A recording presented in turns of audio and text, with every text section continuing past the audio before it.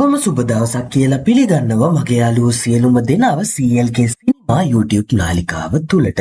ඉතින් යාළුවනේ අද මං අරන් ආවේ මේ දවස්වල ගොඩාක් ජනප්‍රිය කවුරුත් හොයන සුපිරි අලුතෙන් ආපු One Piece කියන සුපිරි ඩ්‍රාමා කොමඩි ඇක්ටිං ගණයට අයිති වෙන සුපිරි TV සීරියස් එක තමා අද මං අරන් එන්නේ.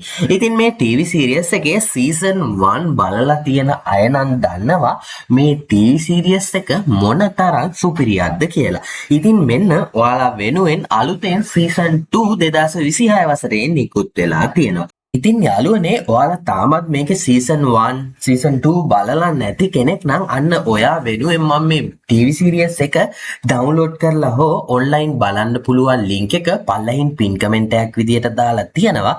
ඔයාලට පුළුවන් ඒ ලින්ක් එකෙන් ගිහිල්ලා සිංහල සබ් එකත් එක්කම මේ TV සීරියස් එක බලන්න.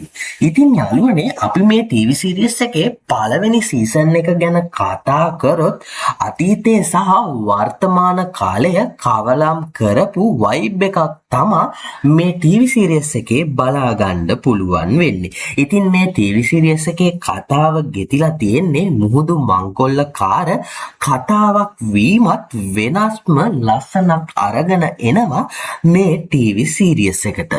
යාළුවනේ ඔයාලා තාමත් මගේ YouTube නාලිකාව subscribe කරලා නැත්නම් ඔයාලා මේ වගේ අලුතෙන් එන TV series movies බලන්න ආසාවෙන් ඉන්න කෙනෙක් නම් මේ වීඩියෝ එක බලන කෙනෙක් නම් ඔයා අනිවාර්යෙන් ඔය පල්ලෙන් තියෙන subscribe button එකට පොඩි touch එකක් දාගෙන යන්න අමතක කරන්න එපා.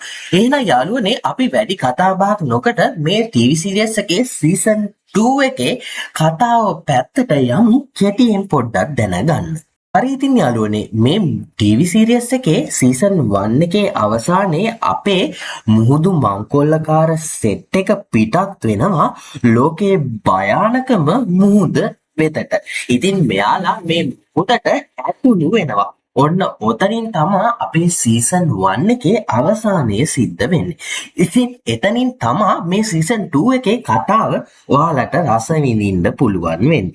ඉතින් මේ ගමනේ තියෙන ත්‍රාසය අනතුරු වගේම විනෝදයත් කලින්ට වඩා දෙගුණ වෙලා තියෙනවා.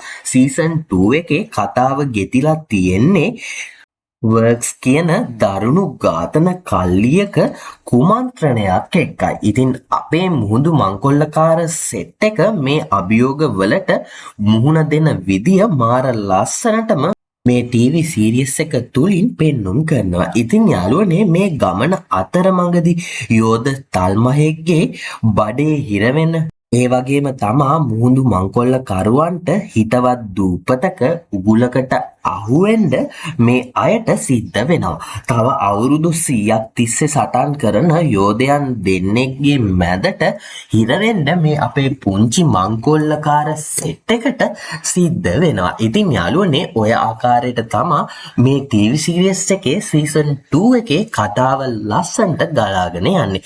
ඉතින් කුතුහලයෙන් යුක්තව ඔයාලට මේ TV සීරියස් එක බලන්න ආරාධනා කරන ගමන් අදට මම ඔයාලගෙන් සමු ගන්නවා තවත් මේ වගේ TV සීරියස් එකකින් හරි මූවි එකකින් හරි හමු වෙන බලාපොරොත්තු වෙන සියලුම දෙනාට සුබම සුබ දවසක්.